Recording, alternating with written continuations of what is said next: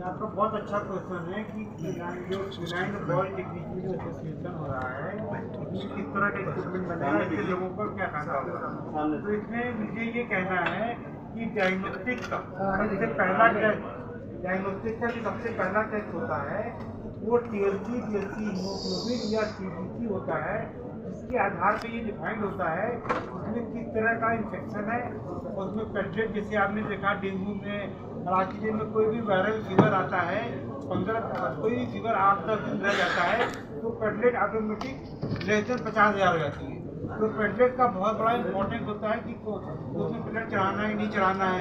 Doctor आप ये समझ लो कि जैसे कि कोई वायलेंस होती है तो पुलिस को भेजना पड़ता है, तो वायलेंस जब पुलिस जाती है तो ये डिफाइन करना पड़ता है वायलेंस किस लेवल की है।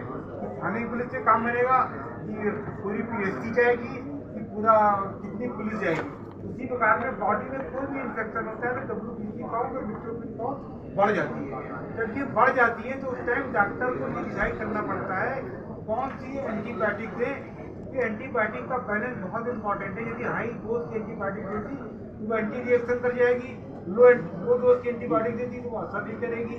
और तीसरा, आज के डेट में एंटीबायोटिक का जो मिसयूज हो रहा है कि जिसकी वजह से कि पेशेंट पे एंटीबायोटिक काम नहीं कर रही है। लास्ट एंटीबायोटिक मोरोपनाम आई थी 2005 में, उसके बाद से कोई नई एंटीबायोटिक नहीं है। तो एंटीबायोटिक का बहुत ही प्रॉपरली ढंग से यूज करना है कि कौन सी एंटीबायोटिक देनी है कि नहीं देनी है, उसको डिसाइड करने में सीबीसी का बहुत महत्वपूर्ण रोल है। इन्हें जिसको मार्केट दर में हीमोग्लोबिन कितना है, उसके लिए अनीमिया है तो माइक्रोस्कोपिक अनीमिया है कि फोलिक आयरन डिफिशियंसी है किस प्रकार का है। बहुत सारी कैंसर है तो कैंसर में किसकी काउंट कितनी है, काउंट इसकी 2000 से कम है तो उसको कैंसर थेरेपी देनी है कि नहीं देनी है, इसमें बहुत इंपॉर्टेंट रोल है। तो आपको मैं ये कह सकता हूँ कि सीबीसी सबसे पहला टेस्ट है, वाइटल टेस्ट है, जिसके बिना पेशेंट का ट्रीटमेंट कंप्लीट हो ही नहीं सकता। और इसकी रिपोर्ट सही नहीं है तो वो पेशेंट के साथ में हम है। सर, अभी जिस तरीके से आपने जिला अस्पतालों की बात की, PHC CHC की बात की, तो जो ग्रामीण इलाके हैं वहाँ पर जो इक्विपमेंट्स हैं, जो ग्रामीण इलाके हैं वहाँ पर जो इक्विपमेंट्स हैं वहाँ पर किस तरीके से आपूर्ति होगी? आपने बहुत अच्छा क्वेश्चन किया कि जो जिला अस्पताल के जैसे आपने जिला अस्पताल में देखा गवर्नमेंट ऑफ यूपी ने पहला मॉडल बनाया था लाइफ साइकिल मॉडल।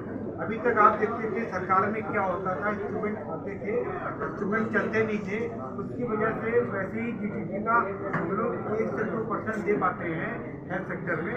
वो जो पैसा देते हैं वो पैसा का प्रॉपर यूज हो, जो बहुत इम्पोर्टेंट है।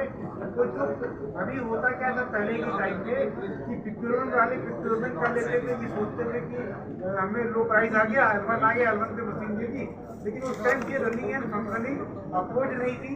इंस्ट्रूमेंट की लाइफ साइकिल तक को चलाना है कि लाइफ साइकिल तक ड्राइवर को ट्रेनिंग नहीं दी तो जो कहा था कोई यूज नहीं है। टीचिंग जो प्रोग्राम था वो हम लोग ने ये एनजीओ बनाया है PQSDF, यहाँ पे टीचिंग एंड ट्रेनिंग प्रोग्राम चला रहे हैं। अभी यूपी गवर्नमेंट के साथ में हमारा एक वो भी हुआ है, हमने उनको प्रपोजल दिया है, वो लोग एक्सेप्ट कर रहे हैं कि यहाँ पे हम लोग टीचिंग एंड ट्रेनिंग प्रोग्राम चलाएंगे।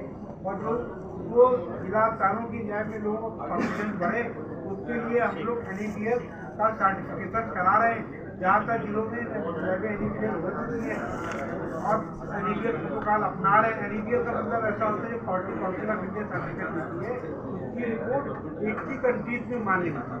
तो उस तरफ बढ़ रहे हैं। ये बहुत गर्व का विषय है कि यूपी में जो डायग्नोस्टिक है वो पूरे हिंदुस्तान में मैं समझता हूँ सबसे बेस्ट है। और ये जो फ्लो है ये जिला से लेके गाँव तक पहुँच रहा है। अब सरकार का फोकस है कि CHC PHC हेल्थ सुविधा को पहुँचाए। और स्टेप पे यदि लोगों को डायग्नोस्टिक मिलेगा तो लोग प्राइमरी स्टेज पे नॉन गवर्नमेंट का बहुत बड़ा प्रोग्राम है। लोगों को इससे मेरे को भी डायबिटीज है, मुझे 25 साल से डायबिटीज है, मुझे मालूम है, तो मैं अपना केयर करता हूँ।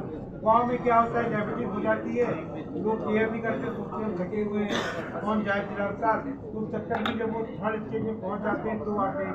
तो सरकार का ये मिशन और विजन है कि आर्टिफिशियल एंड ऑपरेशनल अप्रोच के साथ में वो लोगों की टेस्टिंग फैसिलिटी करें और उनको डिफाइन करें कौन से पेशेंट आईडी आयुष्मान भारत इन सब चीज़ों के एबीपीएल इन सब चीज़ों के सारे government of UP and government of India बहुत अच्छा काम कर रही है डिजिटलाइजेशन पे। ऐसे पेशेंटों का आइडेंटिफिकेशन हो रहा है जिससे कि उनका ट्रीटमेंट फैमिली स्टेज में हो जाएगा, तरसरी पे कम पड़ जाएगा। ठीक है, थैंक यू।